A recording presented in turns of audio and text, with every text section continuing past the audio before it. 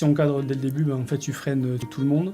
Quand Codir dit « Ok, on y va », c'est là où il faut cadrer les choses parce que ça peut très vite partir en sucette. Nous, on a des champions dans chaque équipe. Et cette personne-là, c'est vraiment elle qui a entraîné le bot et qui fait qu'aujourd'hui, on a du coup 50% des réponses de nos clients qui sont traitées par une IA. Le fait que c'est pas top-down, ça enlève aussi les craintes. La partie intelligente, elle va rester toujours côté humain. La partie chronophage et répétitive, on peut la déléguer à des agents qui en plus peuvent bosser la nuit, le week-end. Je pense qu'on ne parlera plus de développeurs, on parlera d'architectes, de fonctionnalités. Salut Olivier, merci d'être avec moi. Salut, merci de me recevoir. Avec grand plaisir. Donc on est sur RIA, la série dans laquelle on apprend des entreprises qui sont en avance sur leur transformation IA, d'un point de vue humain. Et tu es le VP Tech de Scelo, la solution de gestion RH. Donc il y a environ 600 000 personnes qui vous utilisent dans restauration, services, BTP, retail et santé. C'est ça. J'ai pas oublié Non, ce secteur, super. Et donc ils vous utilisent pour planifier leurs horaires, suivre leur temps de travail, gérer les contrats et la paye. Et toi, tu as rejoint l'aventure en 2020. Après une dizaine d'années comme développeur chez des boîtes comme Allociné, Air France, et tu as aussi été CTO et VP chez Promo Vacances et Mythique. Donc on va aujourd'hui aborder la stratégie IA de Scelo et comment vous déployez en interne l'IA. C'est un sujet, alors t'es tech, donc je ne veux pas faire peur aux auditeurs, on ne va pas trop l'aborder sous l'angle tech, on va essayer d'être le plus pédagogue possible. Et vous avez décidé de créer une équipe dédiée pour accompagner tous les métiers en interne. Donc on va voir pourquoi ce choix, comment ça se structure. Avant de rentrer vraiment dans le vif du sujet, je te propose de commencer par une anecdote un peu personnelle. Toi, est-ce que tu te souviens ton premier wow moment avec l'IA, quand tu as vu pour la première fois l'IA faire un truc et tu t'es dit, waouh, ça y est, il n'y a pas de retour en arrière possible? Le wow moment, en fait, il est toutes les 2 semaines, depuis 4 ans. En fait, moi, je suis super content. Je commence à être un peu vieux. Du coup, j'ai vécu pas mal de choses au niveau de la tech. Et là, je suis super heureux que en fait, je recommence à apprendre des trucs. Et effectivement, toutes les 2 semaines, il y a des nouveaux modèles qui sortent. Il y a des nouvelles facultés qui sortent. Donc, je sais pas, quand le premier ChatGPT est sorti, on s'est dit, wow, c'est quoi ce truc? Et après, en fait, on n'avait pas tout vu, quoi. Voilà, ChatGPT, c'est vraiment que le début et c'était vraiment les bribes de ce qu'on pouvait faire.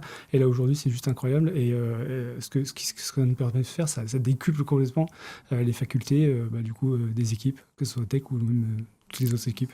Et tu as un exemple de toi, je sais pas, la première fois que tu as utilisé ChatGPT, tu t'en souviens? Tu as fait quoi avec? Bon, je pense comme tout le monde, créer du contenu, faire un prompt, et puis du coup, le truc, il te crée un truc, et là, tu te dis, en fait, il est presque plus intelligent que moi, voire il est plus intelligent que moi. Et ensuite, tu as un petit peu vu les couches qu'il y avait derrière pour creuser et pour dire qu'il faut quand même encadrer tout ça. Ouais, carrément. Bon, super. Et alors, aujourd'hui, où en est Scelo? Pour teaser un peu le reste de l'épisode, quels sont les chiffres d'adoption qui comptent pour toi? Qu'est-ce que tu regardes? En fait, ça va être les chiffres d'adoption, ils vont être vraiment par équipe. C'est-à-dire qu'en fait, après on en parlera peut-être plus en détail, mais chaque équipe, on a des initiatives, on a des projets pour chaque équipe, et à chaque fois, on parle d'un KPI. Qu'est-ce qu'on a envie d'aller tacler? C'est quoi le pain point? Du coup, quel est le KPI en face? Et comment on va aller le tacler avec de l'IA ou avec de l'organisation. Ok. Donc, vous réfléchissez vraiment à peut-être quelle est la priorité de l'équipe d'un point de vue business? Enfin, Ouais, exactement. ok. En fait, si je te parle plus de comment on a mis en place, c'est au début, c'est parti sur l'équipe marketing, l'équipe produit, l'équipe tech. Là, on a tout de suite compris qu'est-ce qu'on pouvait en faire et comment on pouvait l'utiliser. Donc, on a fait des initiatives sur ces 3 teams-là. Et puis après, on s'est dit, en fait, ce qu'on fait nous à la tech ou au produit ou au marketing, comment on va faire pour le répliquer du coup pour les autres teams. On a lancé un survey, on a vraiment briefé tout le monde, on a envoyé un survey à tout le monde en leur demandant qu'est-ce qui vous fait perdre du temps dans votre quotidien et quelles sont vos tâches répétitives. Tout le monde a répondu et on s'est retrouvé avec une liste pharaonique de choses à faire et vraiment de peine pour les équipes. On les a priorisées en fonction de qu'est-ce qui a le plus d'impact. Est-ce que ça va avoir de l'impact sur une seule équipe? Est-ce que ça va avoir de l'impact sur toutes les équipes? on l'a priorisé et après on a commencé à les tacler un par un. Donc à l'époque, quand on a commencé à faire ça, on avait du coup une personne qui était dédiée vraiment à l'IA interne. Parce qu'après on fait de l'IA sur le côté produit, mais là aujourd'hui on parle de l'IA interne. Et donc on a pris ce qui avait le plus de valeur. Et on s'est dit, ok, si on veut aider cette équipe-là, qu'est-ce qu'on va aller chercher? Si tu veux, je peux te donner Ouais, quelques je veux exemples. bien des exemples, ouais. Ce qui était le plus facile au début, c'était la création de contenu. Par exemple, pour l'équipe design, ok, en fait, on a des vidéos d'onboarding à tourner.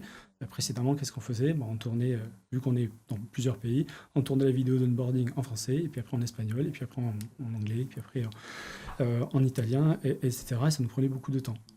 Avec l'IA, on s'est dit, ok, on le tourne en une seule fois, et ensuite on donne ça à l'IA, et on dit, traduis-moi le texte, et même comment dire, les mouvements de bouche. Et du coup, on a réduit de 40% du coup, tout ce qui était tournage et post-production, parce que du coup, on le tournait une fois, et après on le déclinait pour tous les autres pays. Alors au début, quand ça a commencé, c'est vrai que la traduction simultanée, c'était pas génial et tout. Aujourd'hui, ce que ça fait, c'est juste incroyable. En fait. Et ça, c'est hyper intéressant, ce truc de se dire, au début, c'était pas incroyable, mais vous y êtes allé quand même. Ouais. Et en se disant, en fait, petit à petit, quand les outils s'améliorent, du coup, vous peaufinez ce qui a déjà été fait, vous refaites peut-être certaines vidéos qui, au début, n'étaient pas très bien. Comment vous fonctionnez là-dessus? C'est ça, exactement. En fait, ce que je disais tout à l'heure, c'était toutes les 2 semaines, tu as des nouveautés qui sortent, et toutes les 2 semaines, c'est encore plus incroyable que la semaine d'avant. Donc, en fait... au tout début, on était plus la tech, le produit et le marketing en early adopter. Donc vraiment à itérer sur c'est quoi l'outil, le dernier outil qui est sorti, on va tester ça. Donc vraiment à tester pas mal de choses et après se dire c'est quoi la valeur pour les autres équipes. Et pour les autres équipes, ça a été pareil, quoi. On a trouvé un outil, on y va. Ok, au début, peut-être que ça nous fait gagner 5% de productivité. Comment on fait pour aller chercher 10? Comment on fait pour aller chercher 15? Voilà. Donc, c'est vraiment de l'itératif sur tous les projets. Ok. Et vous avez fait le choix donc, de laisser un peu les équipes, les métiers, trouver des outils, tester des outils, pour ensuite juger en fait si cet outil il est vraiment pertinent, s'il y a vraiment un ROI, avant de cadrer. Ouais, c'est ça. Oui. Et, parce qu'en fait, si on cadre dès le début, en fait, tu freines tout le monde. Donc là, ce qu'on a fait, c'est, en fait, ça a été beaucoup porté par le CODIR. Au début, c'était des initiatives sur les trois BU que je t'ai parlé. Ensuite, avec le CODIR, on s'est dit, ok, en fait, on a envie, du coup, d'y aller sur toutes les équipes.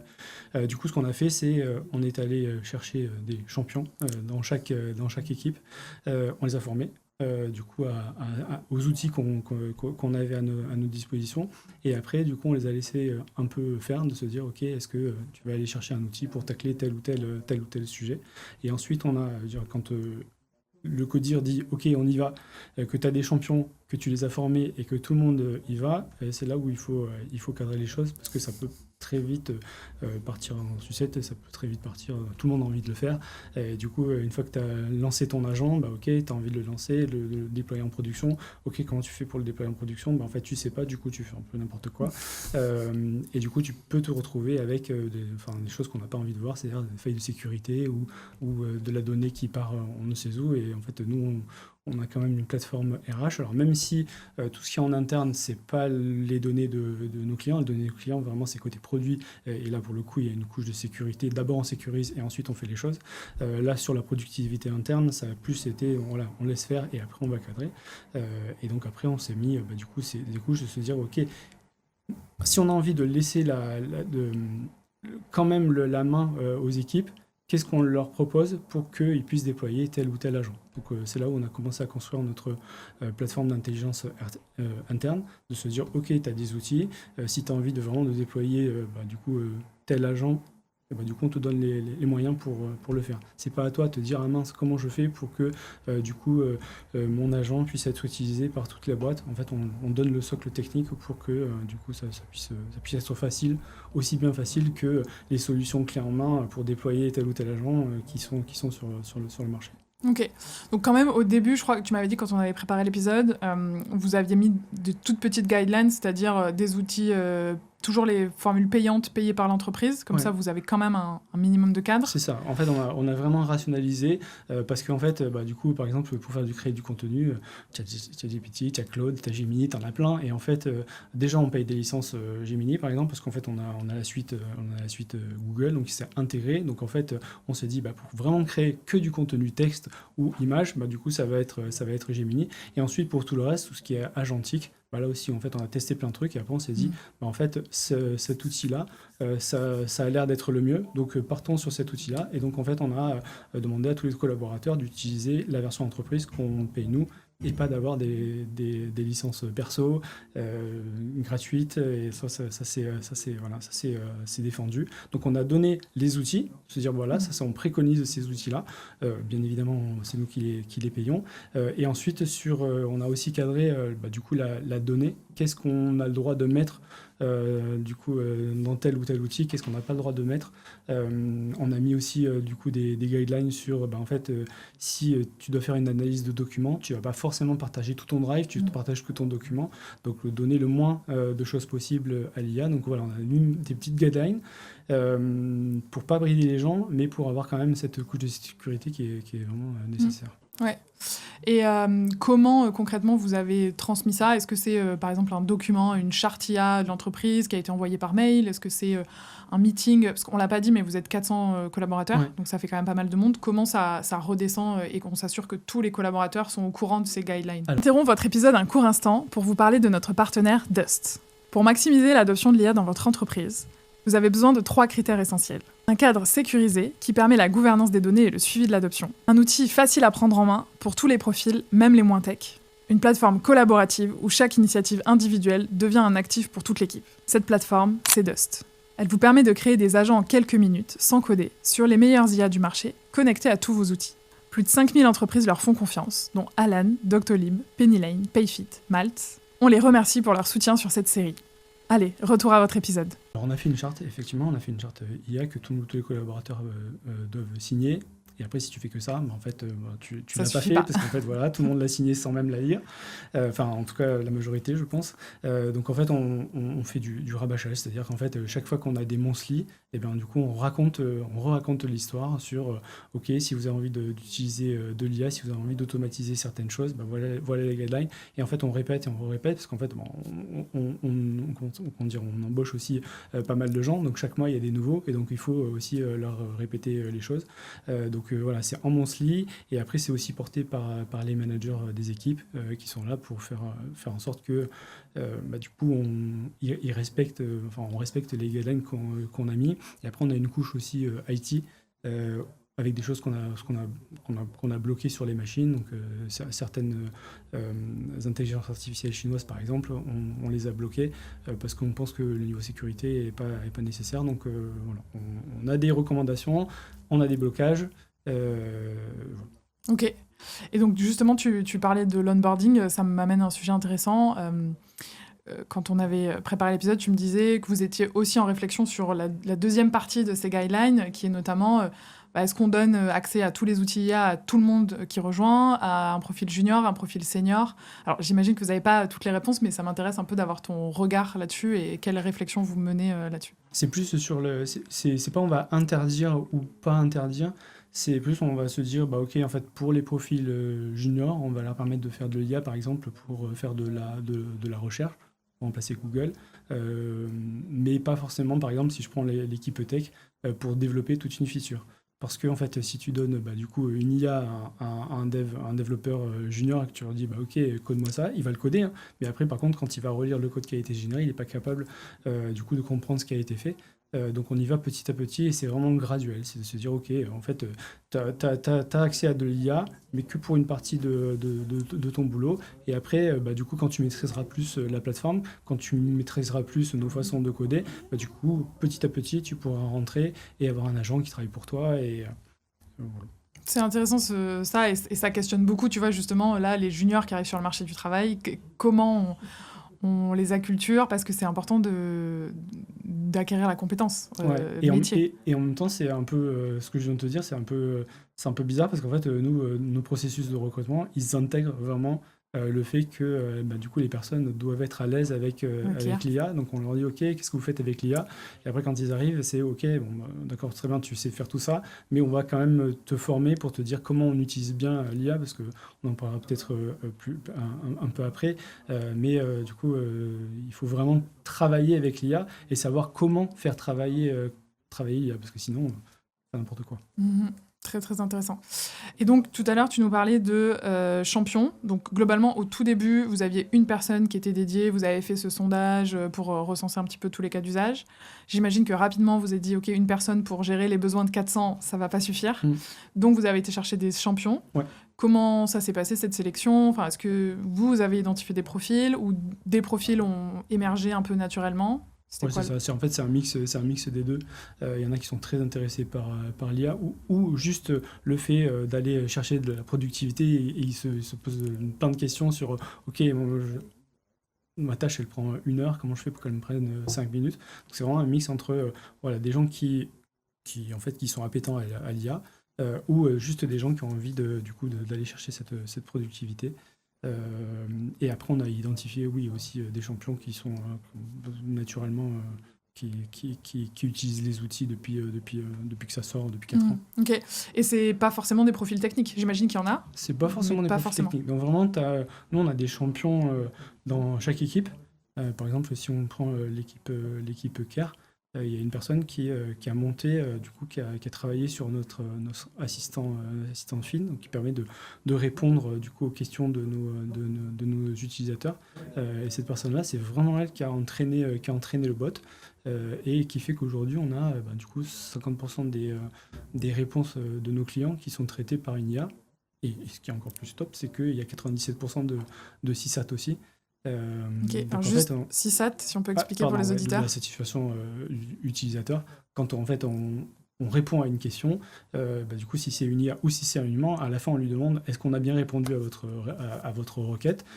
Et donc on arrive même avec un agent, avec notre bot Fin, à avoir 97% de satisfaction client sur les réponses. Et donc ça, c'est vraiment quelqu'un qui n'est pas du tout tech, qui a monté ça et qui l'a mis en place et qui l'a fait émerger. Hyper intéressant. Et donc, ces champions-là, vous les avez formés, tu as dit. Concrètement, c'est quoi ces formations? Quel était l'objectif? Et est-ce que vous continuez à les former? En fait, la formation, ça va vraiment être sur plusieurs aspects. On a des formations Claude, par exemple, vraiment pour se dire, OK, si j'ai envie de faire de l'agentique, du coup, je sais comment le faire. Mais là, par exemple, sur le Care, c'était vraiment un outil qui était dédié, donc qui était lié à notre outil d'échange avec nos clients. Donc, ça a été plus de la formation sur cet outil. Donc, c'est un mix entre formation sur les outils qu'on utilise, qu'on paye et qu'on utilise, et formation sur les outils qui sont plus grand public, tous les LLM. Ok. Et c'est quoi les responsabilités de ces champions IA? C'est d'arriver à l'objectif qu'on s'est fixé.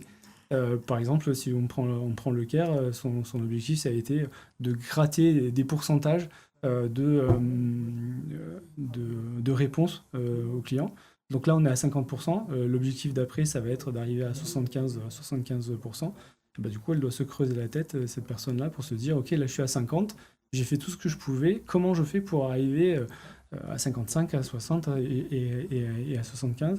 Et donc là, ça va être aussi d'aller chercher, parce que pour passer de 50 à 75%, ça demande des développements, parce qu'en fait, au bout d'un moment, le bot, il a besoin d'autres infos pour répondre correctement au client. Et donc là, elle doit faire intervenir, par exemple, l'équipe tech. La personne va se dire, OK, en fait, moi, si j'ai besoin de ça, j'ai besoin d'un tech pour m'aider à passer à l'étape d'après. Mais c'est toujours elle qui a cette responsabilité de la finalité. Elle va avoir plein d'aides de toutes les équipes, mais la finalité, ça reste quand même le champion qui la porte. Et je trouve ça cool, parce que ça fait un objectif en plus, un objectif business, et tu te dis, c'est grâce à moi que aujourd'hui, on répond à X% des questions de nos clients en automatique. Ouais, donc ce que j'entends, c'est que le moteur, quand même, c'est la personne métier, qui déjà, elle, va monter en compétence grâce à des formations sur les outils et donc trouver, on va dire, les premiers niveaux d'IA intégrée au métier. Et ensuite, quand elle va se heurter à un problème technique, là, elle va aller chercher les ressources que vous avez en interne Exactement. pour avoir le tech qui va venir l'aider à lever les dernières barrières techniques pour améliorer son KPI. Exactement. Intéressant. Et quand tu dis là vos champions, vous continuez de les former, est-ce que eux ils ont une responsabilité de former les équipes, de faire redescendre ou pas forcément? Ça peut, en fait, au niveau de l'adoption, du coup, de tous ces outils IA en interne, elle a été graduelle. Il y en a certains, il fallait pas, rien faire pour qu'ils soient convaincus. Et puis, il y a des équipes où on a dû prouver par du coup peut-être des projets d'autres équipes, se dire ah, en fait cette équipe-là elle a gagné X points de productivité, peut-être que en fait ce qu'ils m'ont raconté dans mon équipe ça peut être le cas. Donc ça a été vraiment il y a eu plusieurs niveaux. C'est ok, il y en a certains convaincus, il y en a certains ok on y va, et il y en a certains un peu dubitatifs, besoin de preuves, et avec les preuves, du coup, se dire ah ouais ok en fait. Et en plus, ce qui est bien, c'est que quand c'est un contributeur individuel on parle à un autre contributeur individuel, en fait la véracité elle est vachement plus forte, parce que voilà, c'est un humain qui parle à un autre humain, c'est pas un manager qui va se dire ok en fait on va faire ça pour gagner en productivité. Non, c'est quelqu'un qui raconte une histoire dans son équipe. Ah, tu as vu, on a mis ça en place et on a gagné X points de productivité. Et maintenant, mais par exemple, si je prends toujours l'exemple du CARE, c'est aujourd'hui, il nous reste ce qu'on vise, c'est d'avoir 25% seulement de pas répondus. Et sur ces 25%-là, je vais pouvoir prendre du temps pour du coup être meilleur dans mes réponses, parce que les sujets ils vont être complexes. Donc en fait, tout ce qui est facile, je le délègue à un bot ou à l'intelligence artificielle. Et tout le reste, c'est ma compétence. Et ma compétence, je vais pouvoir accompagner mieux les clients. Et donc, en fait, quand c'est un collaborateur qui raconte ça à un autre collaborateur, l'autre, il a envie de se dire ah oui, mince, et moi, qu'est-ce que je pourrais automatiser dans mon équipe? Qu'est-ce que je pourrais gratter comme temps? Et du coup, c'est assez vertueux, cette façon de faire aussi. Donc, c'est propulsé par le codir, on donne tous les moyens possibles, on cherche les champions, et après, ça infuse dans toutes les équipes. Voilà. Ouais, c'est ce qu'on observe de toutes les personnes là, avec qui j'ai échangé sur cette série. Il y a le fait que le codir soit sponsor, donne les moyens, c'est primordial, mais ça suffit pas. Tout seul, en fait, c'est une approche trop top-down. Les collaborateurs, ils prennent ça un peu comme, entre guillemets, un ordre, il faut le faire. Et donc, de cumuler avec une approche bottom-up, de faire émerger tout ça. Et en fait, c'est les discussions à la machine à café. Hein. Ces personnes qui n'arrêtent pas de parler d'IA et de dire « Ah, regarde ce que j'ai fait, c'est incroyable », ça emmène tout le monde petit à petit. Ouais. Et le fait que c'est pas top-down, ça enlève aussi les craintes de « Ah, ok, ils nous mettent un outil pour automatiser certains trucs, qu'est-ce qu'il y a derrière ?» En fait, nous, ce qu'il y a derrière, c'est qu'on veut fournir plus de valeur à nos clients et plus de qualité à nos clients. Il n'y a pas d'autres scénarios. Et quand c'est porté par tous les collaborateurs, ça renforce encore plus du coup cette volonté de fournir toujours plus à nos clients. Justement, du coup, tu fais un pont. Alors, j'avais prévu la question un peu plus tard, mais parlons-en maintenant, justement, de cette conduite du changement, de cette peur de certaines personnes de voir des métiers disparaître. C'est beaucoup le cas dans le support client, ou même parmi les devs aussi. Comment vous adressez ce sujet et comment vous gérez ça en interne? Déjà, c'est pas le cas. En tout cas, c'est pas notre approche. Prendre une boîte de 400 personnes, on n'est pas 40 000 personnes, peut-être si on était 40 000, j'en sais rien, enfin, en tout cas on est 400. Et nous, ce qu'on veut, je l'ai dit plusieurs fois, c'est livrer plus pour nos clients. Nous, ce qu'on regarde, c'est nos clients et leur satisfaction. Et quand on regarde en fait notre secteur, notre marché, le secteur RH au niveau fonctionnel, c'est gigantesque. Et donc en fait, ce qu'on a envie, c'est d'être leader sur ce marché-là. Et donc il y a beaucoup de choses à faire. Il y a des pans fonctionnels à aller chercher. Il y a à être le meilleur produit possible, avoir une qualité maximale. Et donc en fait, si on peut aller chercher ça avec notre équipe actuelle, c'est super. Et se dire, si on peut aller 2 fois plus vite parce que du coup, avec les outils d'IA, ça nous permet du coup de créer plus de fonctionnalités, d'être plus quali quand on répond à nos clients, on a parlé de la partie commerciale, mais on a fait beaucoup de choses ici sur la partie commerciale, de se dire, en fait, nos équipes commerciales, elles sont beaucoup plus efficaces et donc elles peuvent aller chercher beaucoup plus de clients. C'est ça qu'on veut. Mm. Donc ça, c'est en gros la vision. Ouais. Et comment tu transmets ce message à toutes tes équipes pour justement gérer un peu les peurs qu'ils peuvent avoir? Toujours parler des ambitions de la boîte. J'en ai parlé ce matin à mon équipe. Je me suis dit, OK, c'est quoi, qu'est-ce qu'on vise à la fin de l'année? Qu'est-ce qu'on vise en 2027? Qu'est-ce qu'on vise dans 3 ans? Et en racontant en fait où la boîte veut aller, ils voient très bien que en fait, on a envie d'y aller, mais on a envie d'y aller plus vite. Et donc, il n'y a pas de sujet sur une peur quelconque. C'est juste un outil qui nous permet d'aller plus vite, quoi, de se dire, un kérosène plus, quoi. Ouais, c'est beaucoup donner du sens, ce qui est entre guillemets une pratique de management assez classique, même avant l'IA en fait. C'est expliquer à tous les collaborateurs qu'est-ce qu'on fait, pourquoi on le fait, où c'est qu'on va. Et je pense que l'IA, c'est juste, comme tu dis, un outil de plus qui va permettre d'aller plus vite vers cette vision pour beaucoup de boîtes. Et peut-être, tu vois, un peu, je trouve, dans les contenus autour de l'IA, il y a beaucoup cette peur générée notamment par les médias de l'IA va remplacer, etc. Et en fait, quand tu discutes plus en profondeur avec les boîtes, la plupart ont ton discours, tu vois, de dire, en fait, on va pas du tout supprimer de postes. Après, on pitch du coup là où on veut aller. On pitch aussi la transformation, parce qu'en fait, dire qu'en fait rien ne va changer, ça c'est faux. Ouais. Les métiers, ils vont complètement, ils sont en train et ils ont complètement changé, et ils changeront encore dans 6 mois et dans 1 an, c'est pareil. Et il faut juste se dire, c'est quoi ma valeur en fait en tant que, par exemple, en tant que tech, en tant que développeur. C'est quoi ma valeur? Est-ce que ma valeur, c'est écrire du code? Ou est-ce que ma valeur, c'est réfléchir à la fonctionnalité, voir comment je vais l'architecturer pour du coup livrer cette fonctionnalité à nos clients? Je pense que en fait, la partie intelligente, elle va rester toujours côté humain. Et après, la partie chronophage et répétitive, on peut la déléguer à des agents qui en plus peuvent bosser la nuit, le week-end. Tant qu'on les branche sur une prise, ils sont contents. Donc voilà, après l'humain, voilà, je pense qu'on garde la partie la plus intéressante. Ok. Et donc justement, sur le métier de développeur, c'est quoi ta vision pour le futur, là, dans les 3-5 prochaines années? Un développeur, ça ressemble à quoi? Je pense que je pense qu'on ne parlera plus de développeur, on parlera d'architecte de fonctionnalité, et ça représente vraiment ce qu'on fait, quoi. C'est penser comment on va faire la fonctionnalité et livrer la fonctionnalité, et après le reste c'est juste du moyen. Ouais.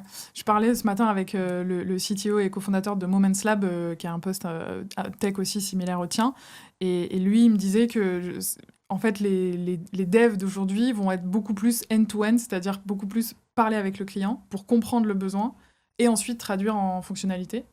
C'est aussi un petit peu ce que tu es en train de me dire, Ouais. globalement. Et en 360, parce qu'en fait, là, je te parlais juste de la création de features, mais il y a aussi il y a la qualité, il y a tous les tests OK, quand tu as créé ta feature, comment tu t'assures qu'il n'y a pas de bug, et du coup, il y a plein de métiers qui vont être regroupés en un. On peut parler des PM, des product managers aujourd'hui. Donc là, aujourd'hui, on réfléchit beaucoup à l'organisation dans 6 mois, dans 1 an.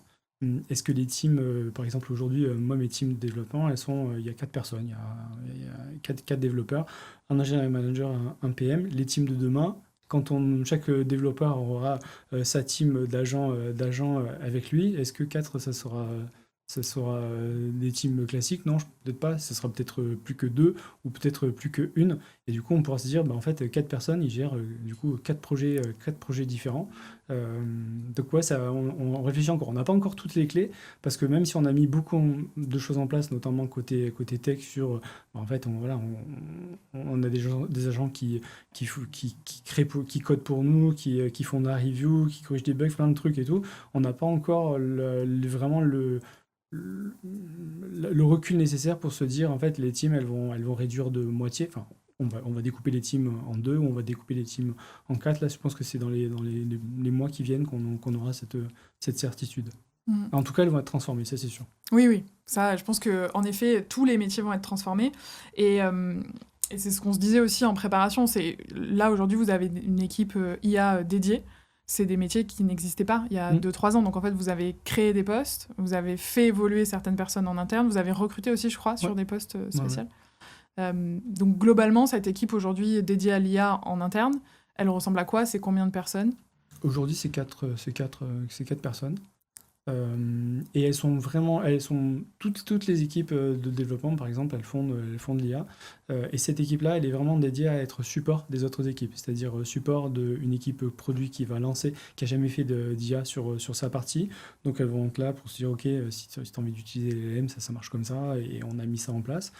Et après, elles vont être en support aussi pour les autres teams, de se dire, OK, t'as fait ton POC ton proof, Proof of concept. En gros, un petit échantillon pour voir à quoi ça peut ressembler. De ton intelligence. Et bien maintenant, du coup, pour vraiment la déployer en production, qu'elle soit utilisée par tous les collaborateurs et que ça soit sécurisé, nous, on t'aide à aller dans ce sens-là. Donc, c'est vraiment une équipe qui est une béquille pour toutes les autres équipes.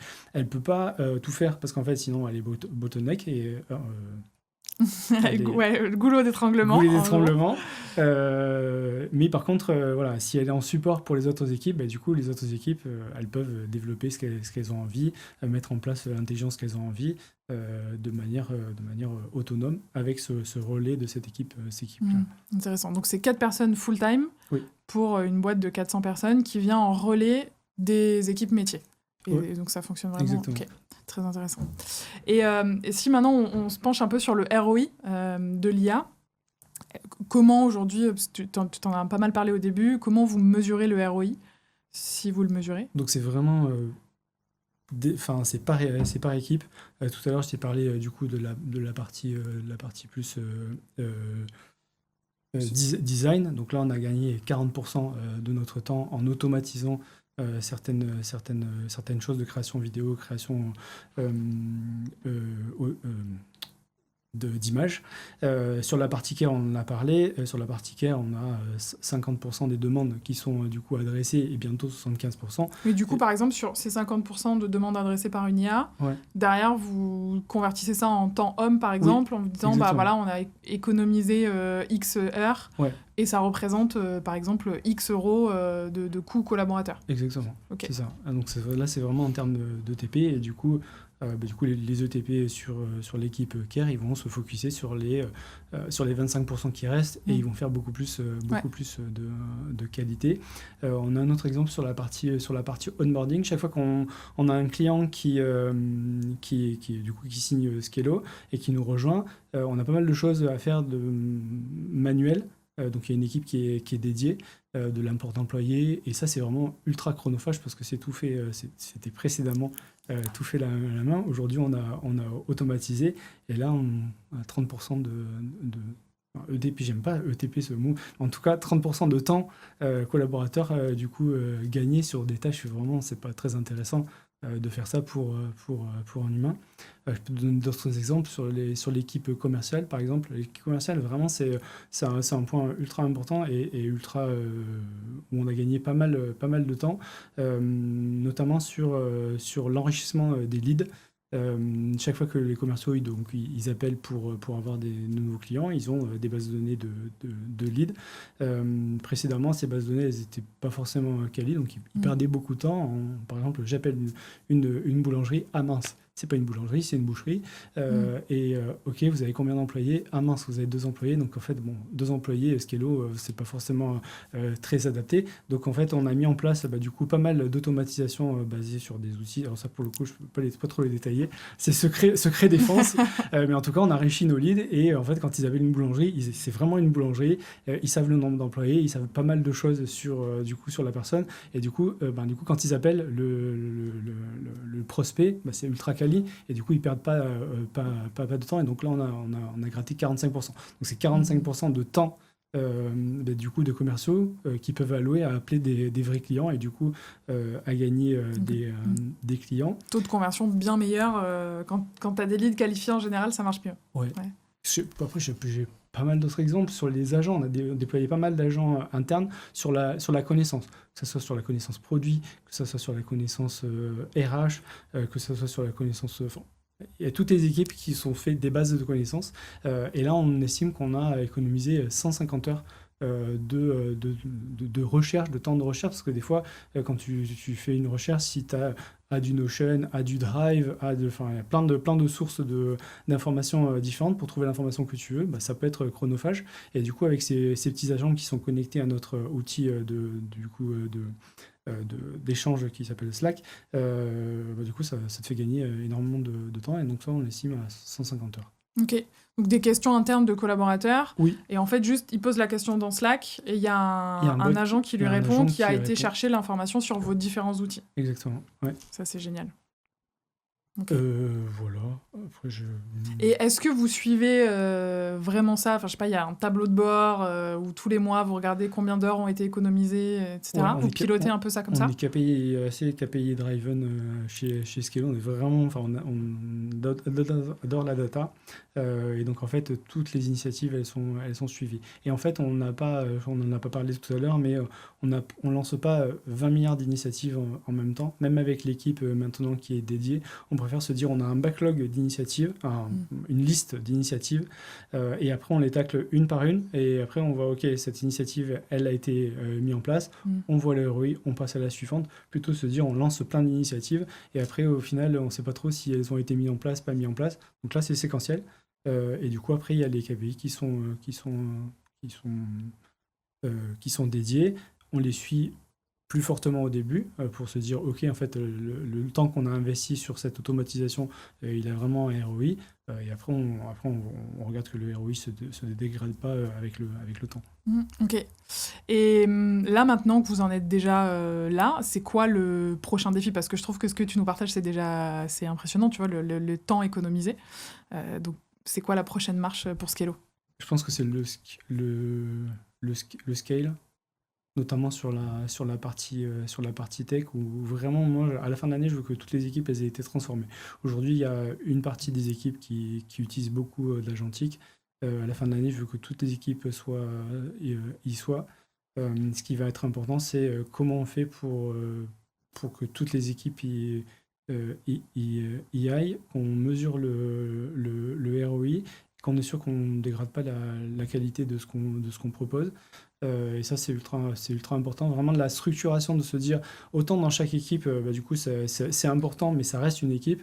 Quand on a 12 équipes de développement, si on se dit on veut aller à ce scale-là, sur les 12 équipes de développement qui travaillent que avec de l'agentique, et qu'en plus on se dit, bah, en fait, avec ces 12 équipes, bah, potentiellement, ça peut être 24 équipes, voire 36 équipes.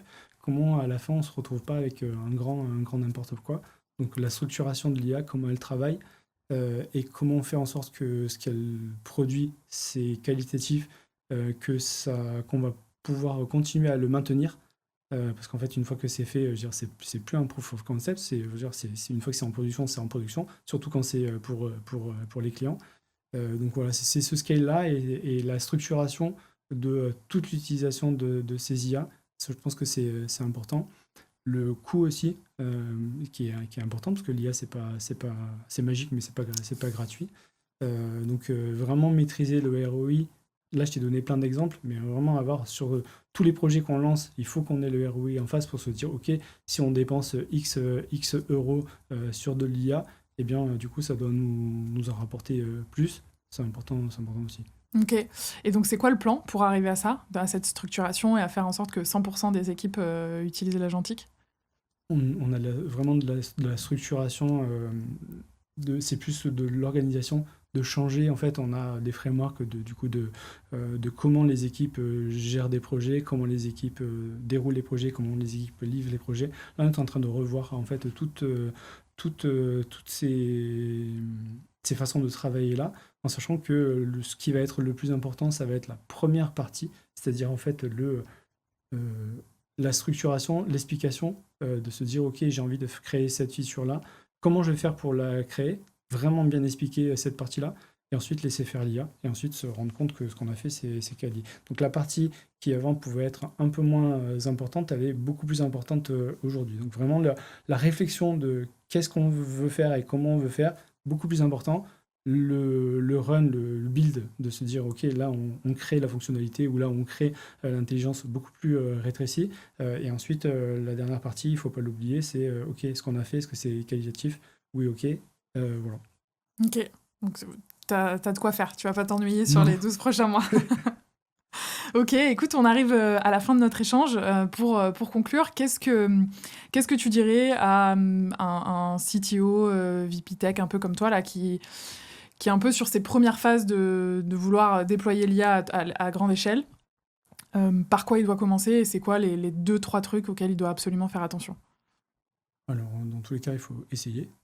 Voilà, faut pas se mettre, je pense qu'il faut pas se mettre de barrières. Je pense que la veille, elle est ultra importante parce que, comme j'ai dit tout à l'heure, enfin, toutes les 2 semaines, il y a des nouveautés, qui sortent et après, tout en laissant faire les équipes, en faire attention à ce qu'on fait aussi. Et justement, c'est intéressant, ça. Toutes les 2 semaines, il y a un nouvel outil qui sort. Comment on gère ce FOMO constant, tu vois, cette peur de passer à côté du super outil? Là, depuis quelques mois, il y a une super hype autour de Claude. Moi, je mets ma main à couper que quand ChatGPT 6 Bien va sûr. sortir dans quelques mois, ça va être incroyable. Et en fait, du coup, est-ce qu'il n'y a pas un risque de je parie sur Claude, je mets toute mon équipe sur Claude, et en fait, dans 3 mois, c'est ChatGPT, et 3 mois après, c'est Gemini? Comment tu gères un peu Ouais, ça? C'est quoi ta vision? c'est difficile, hein, parce qu'en fait, en plus, quand tu te dis, ben, j'ai envie d'optimiser la façon dont je dépense l'argent, tu te dis, bah, Mm. peut-être que c'est une bonne idée de s'engager pour 1 an. Ouais. Alors peut-être que c'est pas la bonne idée finalement. Nous, ce qu'on fait souvent, c'est on prend des abonnements mensuels au début pour se dire, OK, on est convaincu par l'outil, et ensuite on s'engage à plus longtemps. Mais c'est vrai que là, franchement, l'engagement, il fait quand même assez peur, sachant que c'est pas 2 semaines, c'est pas ou un mois, c'est pas un peu plus intelligent, c'est beaucoup plus intelligent. Et du coup, ouais, c'est pas évident, comme question. Est-ce que tu crois vraiment que d'un modèle à l'autre, c'est vraiment beaucoup plus intelligent ou, entre guillemets, tu vois, pour un collaborateur lambda, est-ce que qu'il utilise un Claude Sonnet 4.6 ou un ChatGPT 5.5, est-ce que vraiment ça va être game changer? Les dernières évolutions de Claude, par exemple, elles sont carrément Ouais. game changer. On passe de quelqu'un qui est un peu intelligent à quelqu'un qui est énormément intelligent. Et la version qui a fuité il n'y a pas longtemps, apparemment, elle est destructrice. J'ai Ah oui, l'impression. Mythos. Ouais, Mythos, Ouais, ouais. elle est intelligente. Donc tu te dis, waouh, voilà. Il y a le patron de l'Anthropique qui a dit qu'on était arrivé à des niveaux d'intelligence où en fait l'intelligence est peut-être supérieure à l'être humain. Bon, ça, à mon avis, c'est Ouais. plus C'est son business un model, effet, donc. un marketing, mais en tout cas, ouais, à chaque fois, c'est game changer. Ouais. Vraiment en termes de réflexion et de ce que ça apporte comme valeur, et de rapidité aussi, parce que la rapidité, elle est importante aussi. Donc il faut continuer à tester.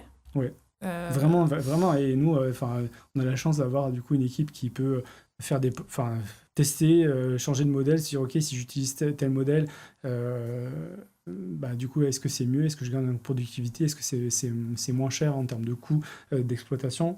Et après, regarder aussi ce qui sort, ce que Mistral fait. Aujourd'hui, moi, je trouve que par rapport à nos use cases à nous, c'est pas ce qu'on recherche, mais ça va tellement vite qu'en fait, il faut vraiment regarder à 360. Ok. Bon, bah, il y a de quoi faire. En tout cas, merci beaucoup d'avoir pris le temps de venir, de nous partager tout ça. J'espère que ça aura bien aidé nos auditeurs. Bah, merci à toi. Et à très bientôt. Salut.